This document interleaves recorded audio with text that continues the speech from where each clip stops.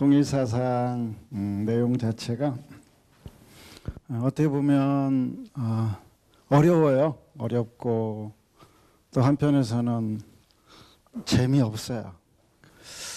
저는 어떻게 보면 통일사상의 서론 부분이다 이렇게 보시면 될 거예요. 서론. 그러니까 뭐 큰 강의 내용이 하나도 없습니다. 핵심은 통일이 뭔가 요 뜻 하나만 제도로 이해하시고 그 다음에 이렇게 철학을 하는 근본적인 이유는 뭐냐? 한마디로 말하면 철학은 생각을 하는 겁니다. 생각. 자, 우리가 원리 강의한다 하면 여러분 원리 강론 내용을 다 외워야 되잖아요. 근데 이 통일사상은 강의 내용을 외울 필요가 하나도 없어요. 왜냐하면 생각만 하시면 돼요. 생각. 그러니까 생각을 어떻게 하느냐가 이 철학에 있어서 가장 중요한 하나의 포인트인 거예요. 예를 든다면 여기 이제 하얀 바탕 위에 이 글씨가 있어요. 우리는 습관적으로 어떻게 하느냐? 이 글씨만 봅니다. 선화규피 대학원 대학교다. 글씨만 보는 거죠. 그런데 이 글씨가 보이려면 어떻게 해야 되느냐? 바탕이 하얘야 돼요. 그러니까 드러나는 걸 생각을 하느냐? 바탕을 생각하느냐? 예를 든다면 우리 동양권에 있는 사람들은 여기에 큰 이제 장면을 보여줘요. 영화 장면을 이렇게 쭉 보여줘요. 그러면 여러분 저 영화 화면을 기억하세요 하면 동양 사람은 전부 기억을 합니다.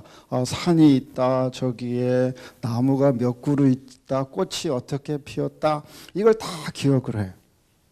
서양 사람들은 그렇게 기억 안 합니다. 뭐냐? 딱 한 가지만 기억을 해요.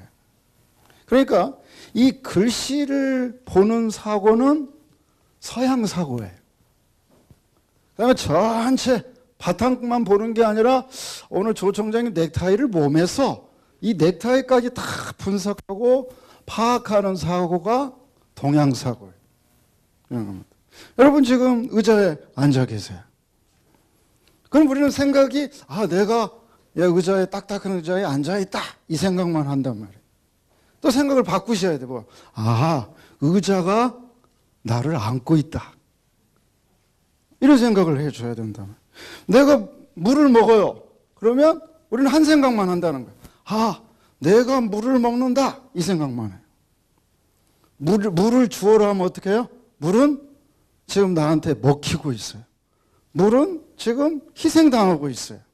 이처럼 우리에게 제일 중요한 건 뭐냐면 생각인데 왜 사람들이 대립 구조를 갖고 문제를 일으키느냐? 생각을 한쪽 방향만 한다는 거예요. 생각이 편협되어 있다는 거죠.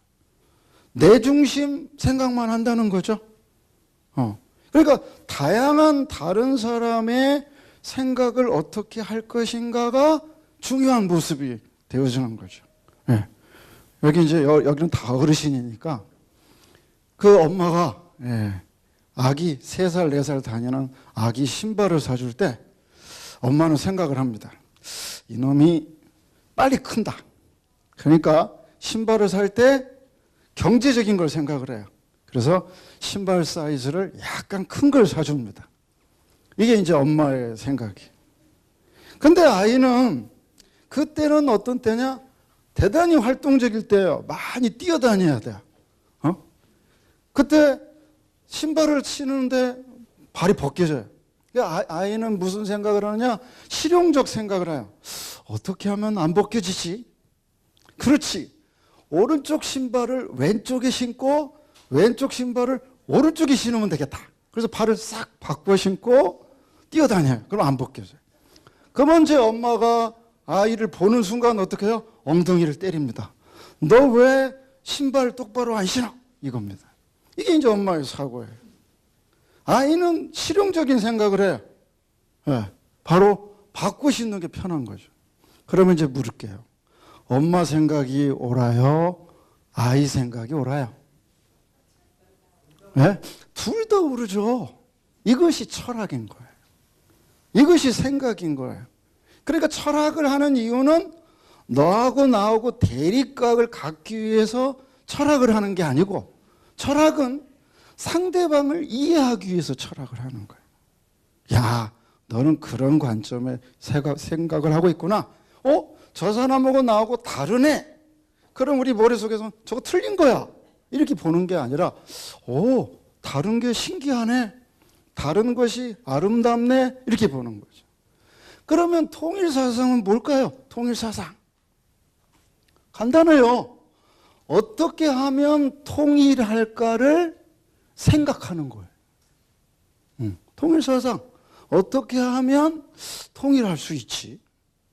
여러분 잘 알잖아요. 믿음교회 갔더니 믿음이 없어요. 소망교회 갔더니 소망이 잘 안 보여요. 통일교회 갔더니 모르겠어요, 그건.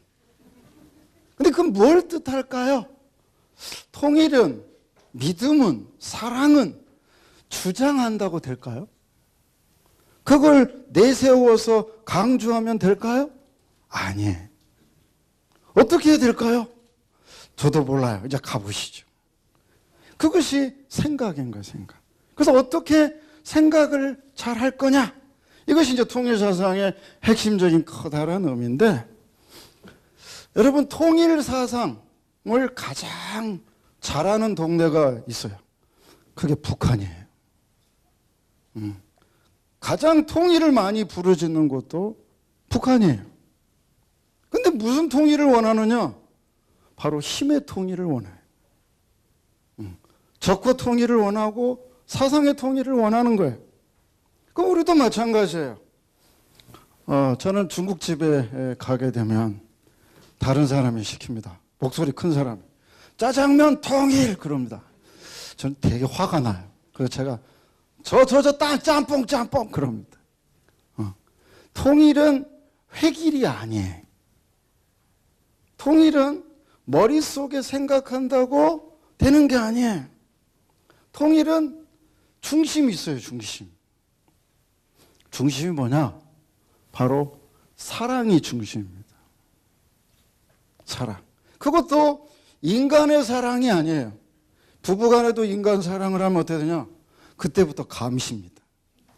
왜냐하면 내 거니까. 주관하는 거죠. 근데 하나님의 사랑은 주관하면 안 돼. 안 계세요. 당신이 보이지 않으세요. 그렇지만 우리들의 모든 것 속에서는 관계를 맺으셔요. 그럼 그 통일이 무슨 뜻이냐? 여기서 원하는 핵심의 의미는, 통일은 가장 커다란 게 뭐냐면 동등한 거예요. 동등. 서로 간에 어울리는 거예요. 어울리는 거. 이렇게 됩니다. 제가 부부 통일 이걸 좀 잘못 오해해가지고 저희 집사람 앞에 내가 고통을 많이 주었어요. 부부 통일하면 어떻게 하는 게 부부 통일이냐? 저를 중심으로 하나 되는 것을 부부 통일로 생각을 했어요. 그래서 집사람이 잘못하면 제가 원리 강의를 합니다. 당신은 이러이러한 원리적으로 볼 때 문제가 있어, 이렇게 강의를 해요. 또 반대로 제가 잘못하면 어떻게 할까요? 또 원리로 변명을 합니다. 그때는 복귀 원리 쓰면 괜찮아요. 이렇게 쭉 쓰면서 강의를 해요. 그런데 강의를 하고 나면 반찬이 줄어듭니다. 이렇게 돼요. 아무 말하고 반찬이 줄어요. 10년, 20년 지나서 깨닫는 거예요. 뭘 깨닫냐? 집사람을 교육하면 반찬이 줄고, 쓰레기를 잘 비우고 일찍 집에 들어가면 반찬이 늘어난다. 이걸 배웠어요. 그럼 핵심이 뭘까요? 특정인에게 맞추는 거 통일이 아니에요. 어울리는 거예요. 그리고 서로 공유하는 거예요. 공유하는 거. 당연히 상대방하고 나하고는 같을 수 없어요. 부부가 남자 여자는 얼마만큼 다르냐? 99.9%가 달라요. 보이기는 똑같아 보이는데. 그러면 어떻게 될까요? 저 사람을 내 스타일로 바꾸는 건 절대 안 됩니다. 30년간 남편한테 잔소리를 해도 안 바뀌어요. 그렇습니다. 50이 넘어가면 여기 어르신들 많이 계시는데 제일 무서운 분이 누구냐? 하나님이 아니에요. 마누라예요. 이렇게 되어 있죠. 그건 나이나 뭐 상관없어요. 우리의 삶 속에 하나의 틀이죠. 그렇죠? 그럼 그런 것 속에서 우리가 해야 할 가장 중요한 건 뭐냐? 방법, 통일의 방법은 뭐냐? 주고받는 거예요. 뭘 주고받느냐? 대화하는 거죠. 이해하는 거죠. 상대방의 입장에서 공감하려고 하는 거죠. 그래서 잘 주고받아주면 뭐가 오느냐? 반찬이 늘어나요. 평화가 와요. 행복해요. 여기서 강의가 잘 되면 어떻게 할까요? 이따 나갈 때 커피가 맛있어요.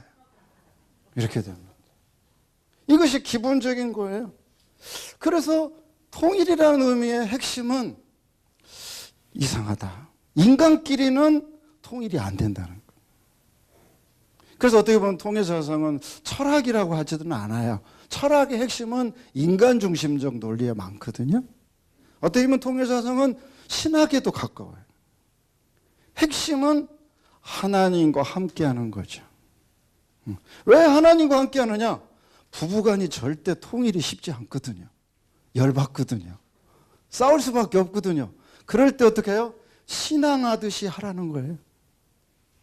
나를 비우고 하늘을 중심하고 세워가듯이 이렇게 바꿔가라는 거죠. 그리고 통일은 내 내면에서부터 마음 몸부터 하고 해야 그 다음에 다른 사람하고 통일이 가능하다. 이제 이런 논리가 되겠습니다. 통일사상을 다른 개념으로 말하니까 이 두익사상 이런 표현이 있어요. 이 두익이란 말이 좀 이상합니다만 어쨌든 이 두익의 개념은 뭐냐? 핵심은 머리예요, 머리. 여러분, 오른손하고 왼손이 이 몸에서 떨어져 있으면 어떻게 되느냐? 그건 반대예요. 오른손 반대가 왼손이에요. 그런데 이 두 팔이 이 몸에 딱 이렇게 붙어 있으면 어떻게 되느냐? 반대가 아니에요. 상대예요. 이렇게 되어 있습니다. 그러니까 세상이 갈라져 있다 이 뜻은 뭐냐? 아하, 두 개가 분리되어 있다 이 뜻이에요. 그 두익사상이라는 것은 뭐냐면 엄격하게 보면 오른팔을 왼팔로 만들고 왼팔을 오른팔로 만든다는 것이 아니고 어떻게 한다고요? 두 팔을 몸의 제자리에 딱 붙여서 이 머리 가운데 딱 붙인다 이 말이에요. 그러니까 통일사상의 구조를 딱 보면 뭐예요? 두익사상. 아하, 머리가 하나님인 사상이구나 이렇게 보시면 돼요. 그래서 두익사상은 바로 이 두 날개가 머리를 중심으로 해서 실체를 이룬다는 그런 사상이에요. 그러니까 하나님과 관계를 안 맺어가면 우리들 속에 깊은 그런 의미가 살아날 수 없다 이렇게 보시면 되겠습니다. 그래서 이 두익사상 그럼 무엇을 머리로 해 나가야 될 거냐? 여기 여러분 잘 보시면 하나님 계신지 안 계신지 잘 모를 수도 있어요. 그러나 우리가 살아가면서 저절로 중심을 세우는 게 있어요. 가치의 중심을 세우는 게 있는데 그게 바로 뭐냐면 사랑. 우리 집안 모습으로 따지면 부모 이런 의미입니다. 그러니까 우리가 관계 맺는 모든 사상적 내용과 이런 틀이 서로 다 일맥상통하게 이렇게 되어져 있어요. 그럼 이 통일과 두익이라는 개념은 무슨 상관관계가 있느냐? 이걸 이렇게 보시면 이 통일은 어떻게 보면 내용이다 이렇게 보시면 돼요. 통일. 이 두익, 이 사상 이건 구조다 이렇게 보시면 됩니다. 그래서 그럼 우리가 인간을 생각을 할 때 우리가 인간 이렇게 하면 그 간자가 무슨 간자냐? 사이간자예요. 사이간자. 그러니까 다른 사람과의 관계성 속에서 내가 존재한다. 이렇게 보시면 될 겁니다. 그리고 또 우리가 설명되어지고 있는 핵심은 뭐냐면 우리가 관계 맺는 것 속에 핵심적인 그 의미를 쭉 보게 된다면 바로 뭐냐면 우리가 어떤 통일이라고 하는 이 의미가 살아가게 하려면 어떻게 해야 되느냐? 핵심이 구조가 살아있어야 돼요. 구조가. 그러니까 이 구조가 살아있다라는 것은 무슨 뜻이냐? 인간은요, 똑바로 서 있기 때문에 종적인 생각을 할 수 있어요. 그래서 우리가 얼굴이 삐뚤어진다. 그렇게 되면 생각이 틀어지게 됩니다. 그럼 우리가 생각을 해 나갈 때 어떤 구조가 가장 기본이 되는 거냐? 바로 그것은 우리가 머리에 어떻게 하나님을 모시고 관계를 맺어갈 것인가를 꼭 우리가 생각을 해 나가야 된다.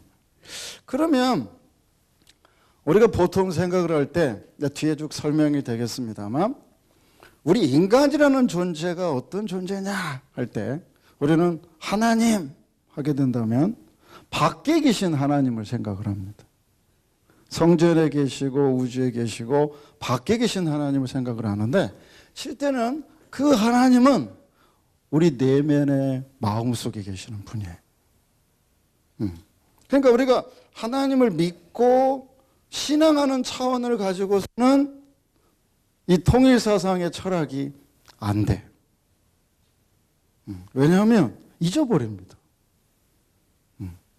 그럼 어떤 식이 돼야 되냐? 그러니까 우리가 생각할 때 인간관을 조금 바꾸셔야 돼요. 자, 예를 든다면 타락인간 이렇게 하면 어떻게 되느냐? 나는 문제 있는 인간 이렇게 보는 거예요. 그럼 문제를 고치다가 시간 다 보냅니다. 그 과거에 그 베스트셀러 된 더 시크릿 그 비밀이라는 책자가 있을 거예요. 그게 뭐냐? 내가 나를 자꾸 업신여기고 부정하니까 주변이 나를 그렇게 보는 거죠. 내가 인정하고 나를 존중하니까 내가 달라지는 것이에요. 그러면 내가 어떤 모습이 되어질 때 바로 가장 본연의 모습이냐? 그것이 바로 뭐냐면 말씀에도 나오는 것처럼 내가 성전입니다. 내 안에 하나님이 계신 거죠. 하나님을 모시는 그 내 모습과 삶이 나의 가장 본질인 거죠. 그래서 여기서 이 두익이라는 이 의미는 머리로 되어지지 않고 인간관, 나는 어떤 존재냐? 대부분 그 기존의 철학에서 말하는 인간관은 인간 자체로만 규정합니다. 예를 들어서 사회적 동물이다, 생각하는 존재다, 도구적 인간이다, 사회성을 갖는 존재다. 글자 그대로 인간 하게 되면 이 인간 자체만을 보는 거죠. 근데 이 고대 소크라테스니 플라톤 이 고대 철학에서 근대로 넘어왔어요. 그 고대에서 근대인데 이 근대와 고대의 구분점은 딱 한 가지입니다. 근대 철학은 뭐냐면 인본주의 철학이에요. 그러니까 인간이 중심이 된 철학이에요. 바로 데카르트나 주자의 철학이 그렇게 되어졌어요. 그럼 인간이 중심이 된 철학을 하게 되니까 어떤 현상이 벌어졌느냐? 결국 제1차, 제2차 세계대전이 벌어졌어요.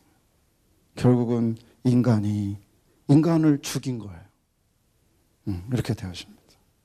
그러니까 이 철학을 잘못 세우니까 결국은 인간은 수많은 인간을 죽이며 희생하게 하는 거죠. 그 통일사상이 어떤 사상이다. 야, 저거 좋은 사상이다.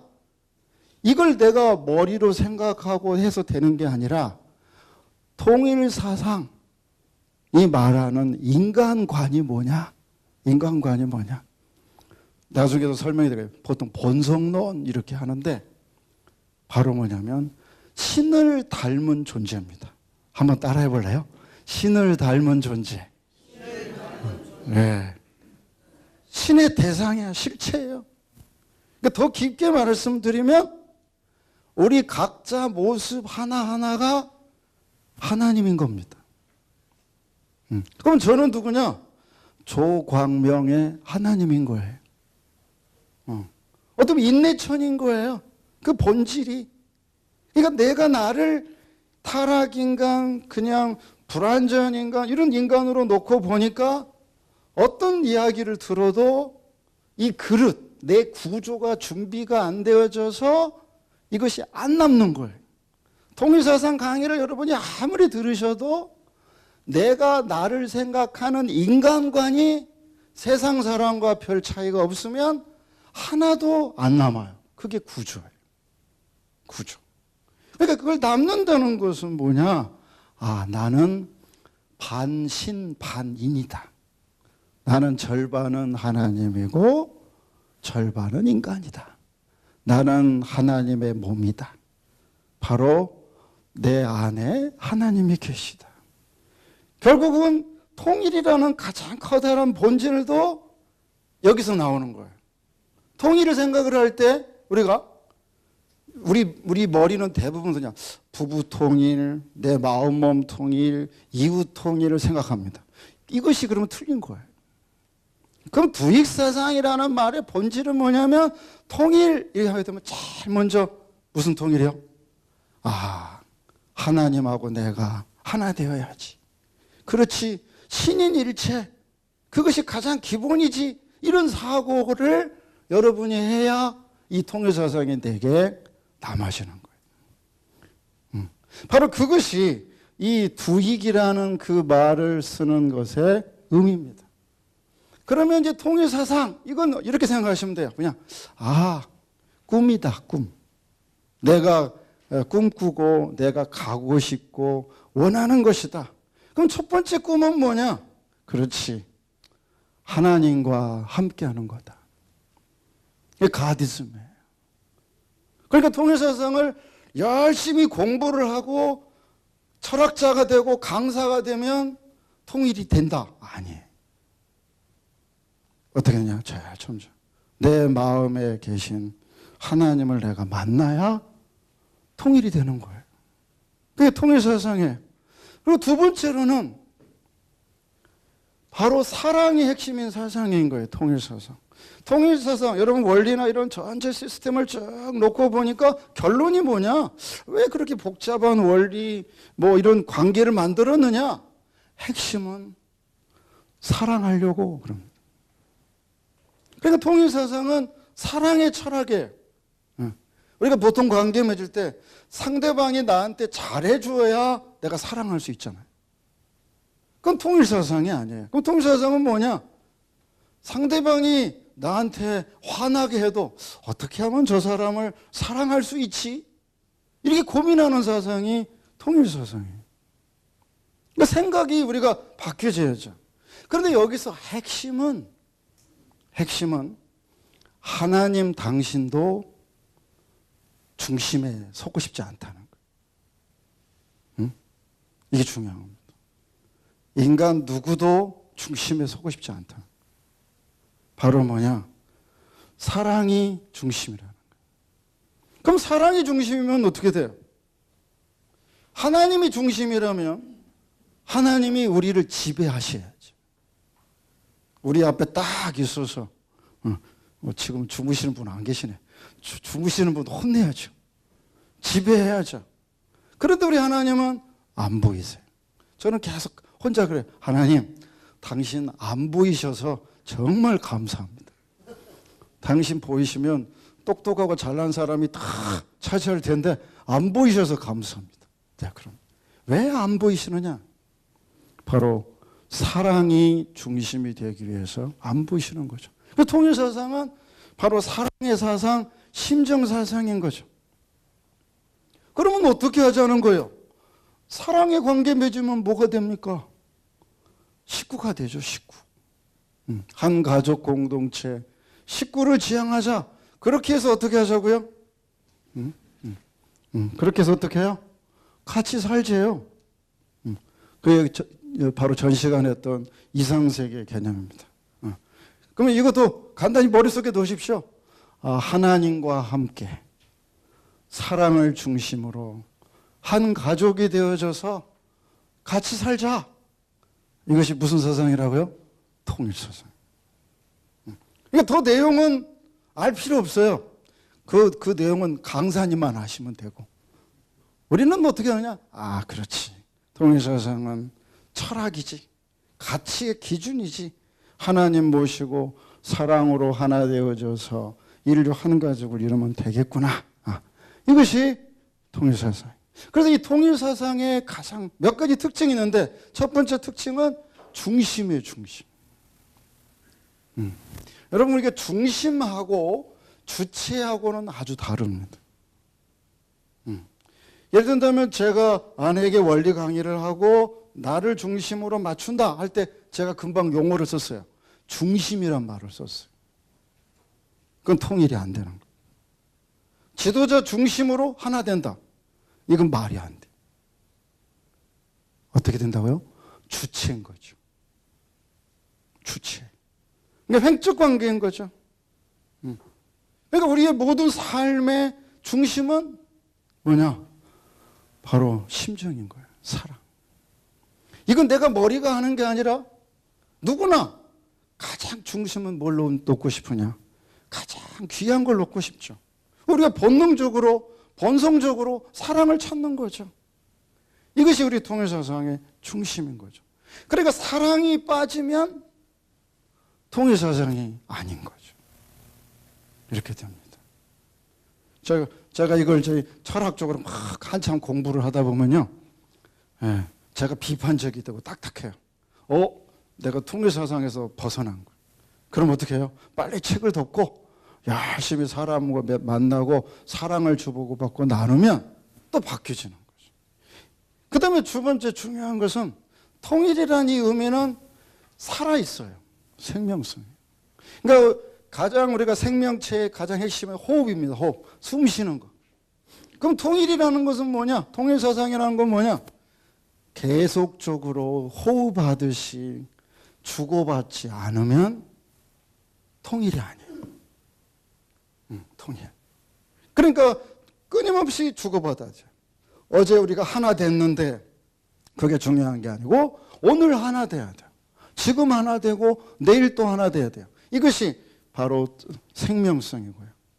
그 다음에 세 번째로는 통일사상은 상호보호적인 거죠. 우리가 어떤 신학이나 이론적 틀을 잘못 이해하면 어떻게 되냐면 되게 비판합니다. 저 사람 문제 있는 거 이렇게 비판하는 이런 식이 됩니다. 근데 유일하게 비판 안 하는 분이 계세요. 우리 자식이 죄를 지어서 감옥소에 갔어요. 근데 그 부모는 너는 무슨 죄를 져서 너는 나쁜 놈이다 이렇게 안 합니다. 설사 그것을 부모가 인정해도 부모는 어떤 거냐? 아이고 감옥소 춥지 않아? 밥은 잘 먹어? 이게 부모의 마음. 오늘 우리가 살아가는 것 속에 대할 때 마찬가지예요. 저 사람이 나와 생각과 이념이 다르다. 우리의 제일 첫 번째 시각은 비판합니다. 그걸 문제시하는 거예요. 근데 우리들이 머릿속에 바꿔보세요. 어떻게 해요? 보호하는 걸로 바꿔보세요. 자녀들이 잘못할 때도 그 잘못을 지적해 줍니다.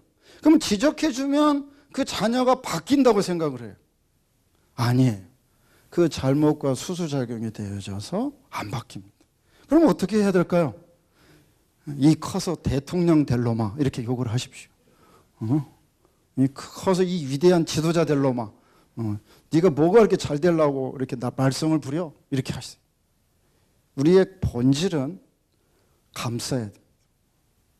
우리의 본질은 서로 품어줘야 돼요. 이게 통일사상이에요. 그리고 이 통일사상의 핵심은 뭐냐? 상생이에요. 상생. 같이 서로 공동의 결과를 통해서 행복한 거죠. 근데 여기에 또 중요한 원리가 숨어 있어요. 뭐냐? 같이 상생은 쉽지 않아요. 어떻게 하냐? 제가 물을 먹으면 물은요 죽어야 돼. 제가 여기 강의를 하잖아요. 지금 여러분은 고생을 하고 있습니다. 침묵하면서 제 강의를 들어주시니라고. 그러니까 여러분은 고통을 받아야 제가 강의할 수 있어요. 이렇게 됩니다. 두 개가 다 상생이 되는 게 아니라 하나가 죽어야 다른 하나가 삽니다. 하나님이 안 보이셔야 내가 보여요. 내가 없어져야 하나님이 보입니다. 그러니까 1 플러스 1이 2가 되는 게 아니고 1이 되는 거죠. 불교 용어로 하면 불일불이론입니다. 하나도 아니고 둘도 아니에요. 그것이 상생의 하나의 깊은 의미가 있어요. 이렇게. 그러면 여기서 상생은 뭐냐면 사랑이 없으면 안 돼. 내가 희생이 되어야 상대방이 살아난다는 그런 논리를 갖고 있어요. 그럼 이런 통일사상의 기준은 그래서 뭐냐? 통일사상의 기준은 당연히 뭐냐? 하나님입니다. 하나님. 이 통일사상이 재밌게 설명해요. 하나님을 이렇게 원상, 오리지널 이미지로 설명합니다. 하나님은 이미지다. 하나님은 어떤 이미지냐? 우리 인간의 기준으로 말하면 부모 이미지입니다. 그래서 부모의 하나님의 모습인 거죠. 그럼 인간은 어떠냐? 바로 이 부모 하나님을 닮은 자녀죠. 이 자연 만물도 어떠냐? 다 하나님을 닮은 모습인 거죠. 인간과 자연의 관계를 놓고 보면 또 인간이 주체고 자연이 만물이죠. 그러니까 이 우주 세계의 모든 존재하는 것은 다 누구를 닮았다고요? 하나님을 닮았다는 거예요. 그럼 답은 간단해요. 야, 세상이 갈등하고 문제가 많다. 그럼 결론은 뭐예요? 아, 하나님을 향해서 안 갔구나. 이렇게 보시면 됩니다. 세상에 대립구조가 많다. 아, 다 자기가 잘났구나. 근원적 기준을 찾아가지 않네. 이렇게 봅니다. 그래서 실제로 인간은 다른 사람을 만나든 자연을 만나든 어디를 만나든 이렇게 하시면 됩니다. 아, 난 저 사람하고 대인관계 잘 맺겠다. 이렇게 접근하지 마시고 이렇게 보시면 됩니다. 아까 말씀드린 것처럼 왜 오늘 여기서 제가 강의한다고요? 하나님 여러분을 뵈려고 강의하는 거예요. 내가 오늘 왜 자연 만물을 만나느냐? 하나님의 모습을 배우기 위해서 하는 거예요. 내가 다른 분과 관계 맺는 것도 똑같아요. 그러니까 처음부터 끝까지 하나님인 거예요. 시작도 하나님이고 끝도 하나님인 거죠. 근원적으로 그 하나님과 관계를 내가 맺으면서 내가 달라지는 것이 본질인 거죠. 근데 그 하나님은 어떻게 계시느냐? 안 보이세요. 이렇게 되죠.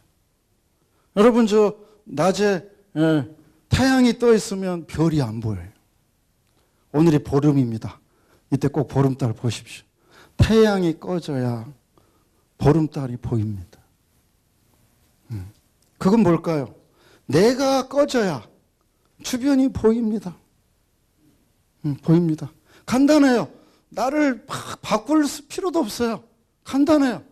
내가 사라져야 됩니다. 내가 안 보이면 주변이 보이는 거예요. 어차피 우리는 다 죽습니다. 다 흩어져 갑니다. 그럼 근본적인 훈련은 뭘까요? 바로 하나님을 찾는 거죠. 그럼 이 하나님의 모습이 뭘까요? 원상입니다. 오리지널. 근원된 내 모습인 거죠. 그럼 근원된 내 모습이 뭘까요? 그래. 사랑을 좋아하는 나구나. 그래. 인생 허무하다. 얼마 전에 헌법소장이 물러가면서 한 말이 뭐예요? 인생 무상이다. 인생 무상해. 근데 실은 인생 무상이 아니에요. 그 근원 속에서는 우리가 쉼없이 바로 하나님의 이미지를 배우는 거죠. 나의 본질로서 배우는 거죠. 그래서 이 통일사상은 이 그림은 여러분 머릿속에 좀 한번 넣어보세요. 이 그림을 분석하시면 됩니다. 이제 어떻게 해요? 아하, 통일이 안 됐다. 그러면 무슨 뜻이냐? 문제가 발생했다. 건강의 문제도 혈액순환이 안 되면 문제다. 이념이 달라도 문제다. 가정 간에 서로 다투도 문제다. 그러니까 핵심은 뭐냐면 관계가 단절이 되면 문제가 발생하는 거. 관계가 회복이 되면 행복한 거죠. 그럼 통일이라는 것은 뭐냐?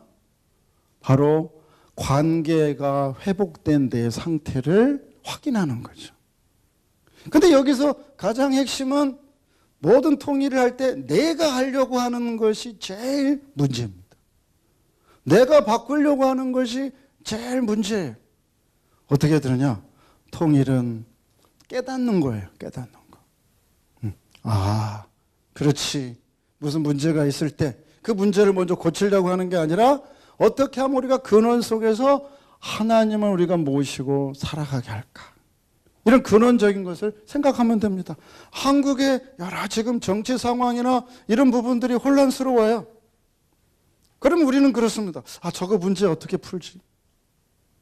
근데 통일적 사고는 뭐냐?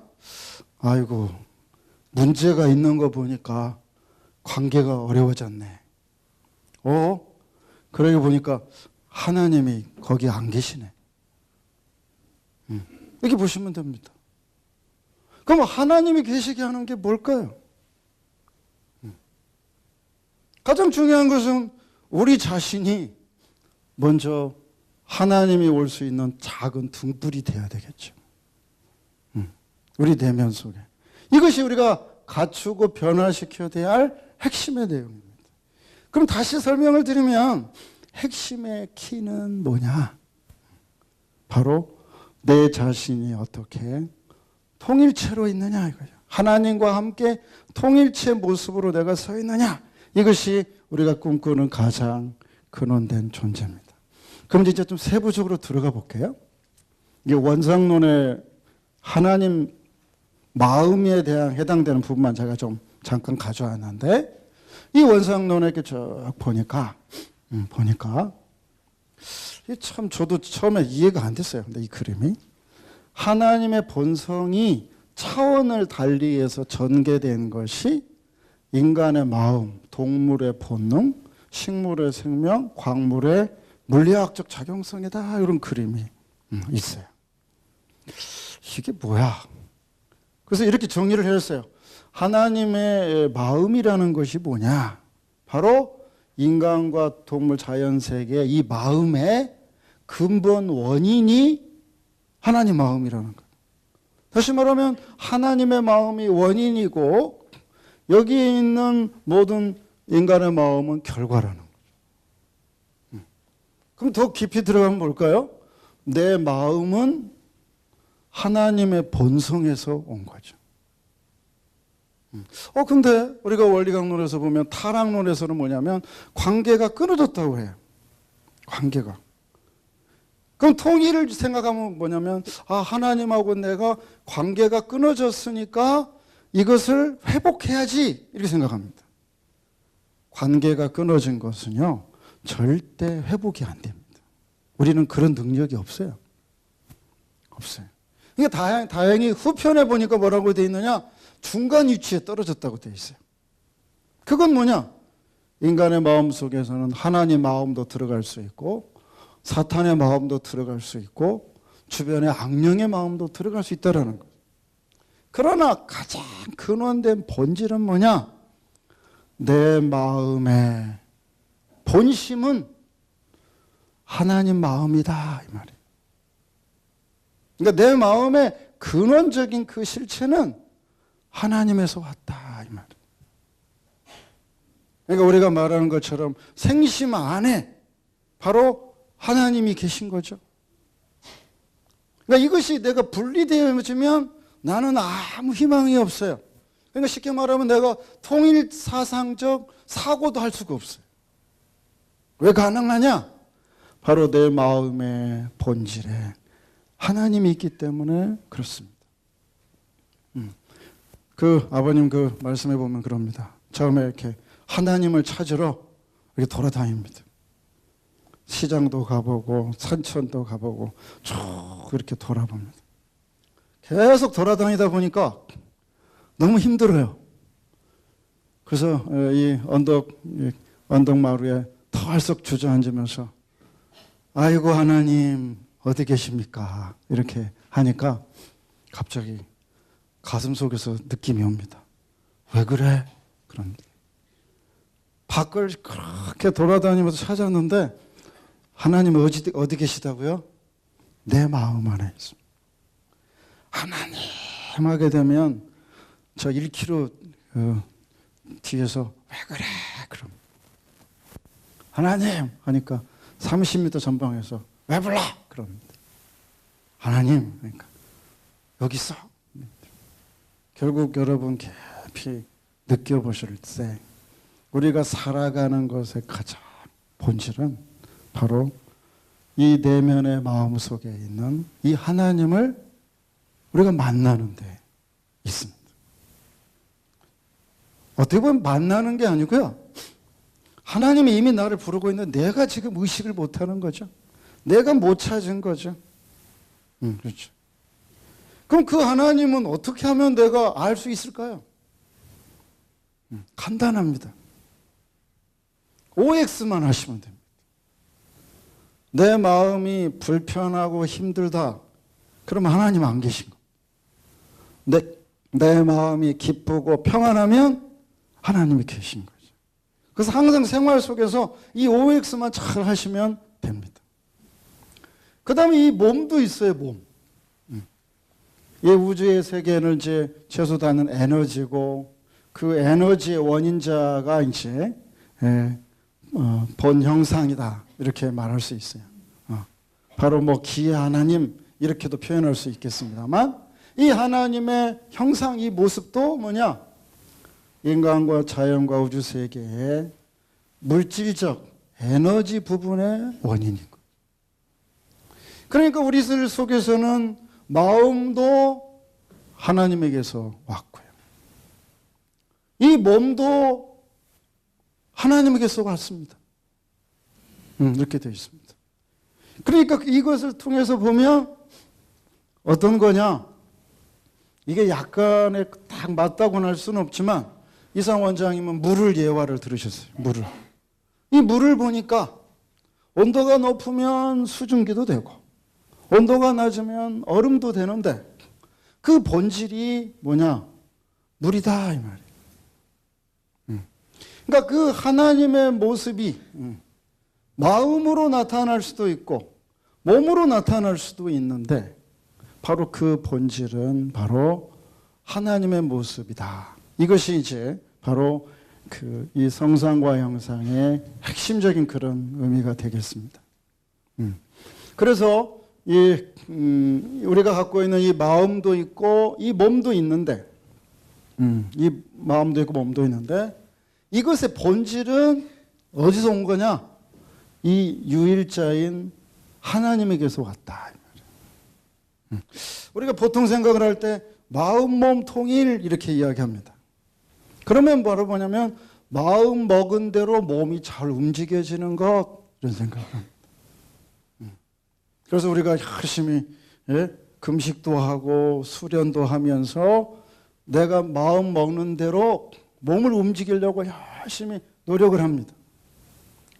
10년, 20년을 하면 바뀔까요? 제가 봐서는 안 바뀝니다. 아침에 새벽 5시에 우리가 훈독회를 하겠다. 저도 해보니까 잘 안 되더라고요. 그래서 저는 이렇게 합니다. 하나님, 5시에는 못 하겠고요. 아침에 눈 뜨면 하겠습니다. 이렇게 합니다. 그거 자체가 다 되지는 않아요. 우리가 머리로 이걸 완벽하게 할 수는 없어요. 근데 이 반대는 또 통일이라고 생각하는 부분이 있어요. 몸이 원하는 대로 마음이 움직이는 것은 또 통일이라고 생각 안 해요. 자, 여러분 곧 배고프실 거잖아요. 배고플 때 빵 하나 먹었어요. 기분이 어떻습니까? 좋죠. 그게 통일이에요. 졸려요. 잠깐 10분 잤어요. 근데 어때요? 너무 좋잖아요. 그게 통일인 거죠. 근데 우리는 이쪽은 통일이라고 생각하는. 그러니까 엄격하게 말하면 우리는 통일론자가 아니고 관념론자예요. 마음 자체를 통해서 몸을 어떻게 바꿀까 이런 생각만 하니까. 그럼 그 반대, 그래요. 마음 먹은 대로 몸이 움직이고 몸이 원하는 대로 마음이 움직여요. 그러면 뭐 할래요? 그러면 천국 가십니까?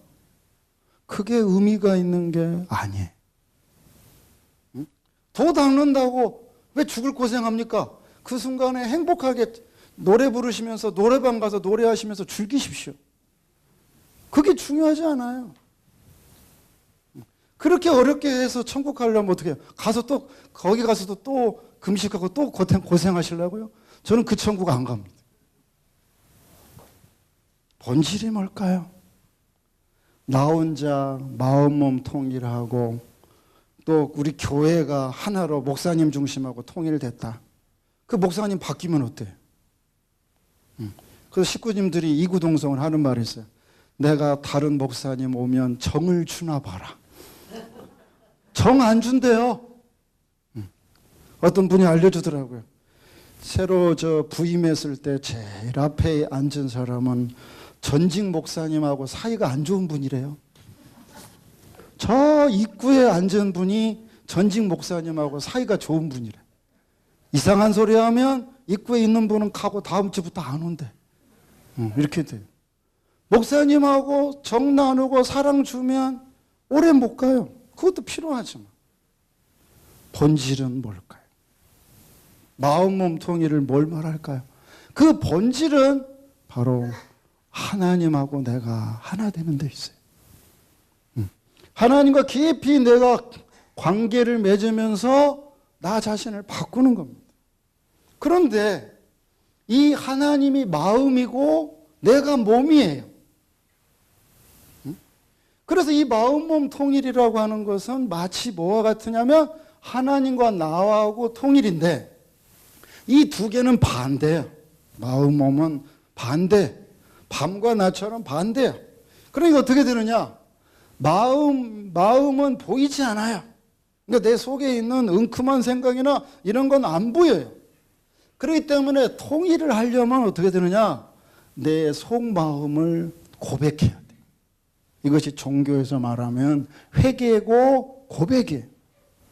반대로 몸은 어떻게 되느냐? 자꾸 드러내고 싶고 잘난 체 하고 싶고 외부에서 뭔가 힘을 주고 싶어요. 이 몸은 어떻게 해야 돼요? 안 보여야 돼. 바로 이것이 배려고 겸손입니다. 그러니까 우리가 마음은 통일이라는 것은 뭐냐? 하나님을 닮는 거예요. 세상의 모든 지식, 권력 다 쥐었지만 당신은 인간 때문에 안 보이세요. 이걸 깊이 우리가 생각을 하는 거죠. 그래, 여기 어르신들이 이제 여기 보면 제가 존경하는 선배님도 많이 계시네. 그럼 지금 하실 일은 뭐냐? 과거에 했던 그 내 실적 모든 걸 안 보이게 하셔야 돼. 안 보이게 하셔야 돼. 내 마음이 답답해. 그것이면 어떻게 해요? 고백하셔야 돼. 나는 그 옛날 김원필 선생님 돌아가신 그분은 이런 이야기 하잖아요. 내가 무슨 그 잘못을 혼자 가만히 가지고 있으면 내가 안 바뀐대. 그래서 식구들 앞에 소문을 내라는 거죠. 조광명 너는 사기꾼 놈이야. 너는 뭐 잘못했어. 이렇게 소리를 지르면 창피스러워서 빨리 바꾼대. 그런데 여러분 아신가요? 종교인들이 제일 반성 안 합니다. 그렇죠. 그래요. 우리가 그렇게 바뀌어야죠. 그게. 이것이 마음 몸 통일이에요. 그래서 통일론은 다른 말로 말하면 뭐냐? 유일론이에요. 바로 그 두익사상의 두익의 개념. 그래서 처음부터 끝까지. 그래서 이 통일사상은 무슨 과거의 철학자처럼 이론 체계를 다 세워가지고 진리에 간다. 아니에요. 핵심적인 커다란 큰 틀이 뭐냐? 바로 하나님과 관계된 모습으로 나를 바꾸라는 거죠. 그러니까 통일사상은 뭐냐면 실체를 통해서 그것을 해석한 거죠. 하나님이라는 실체를 놓고 그것을 이론 체계를 세운 거예요. 이론을 세워놓고 하나님을 가리키는 게 아니에요.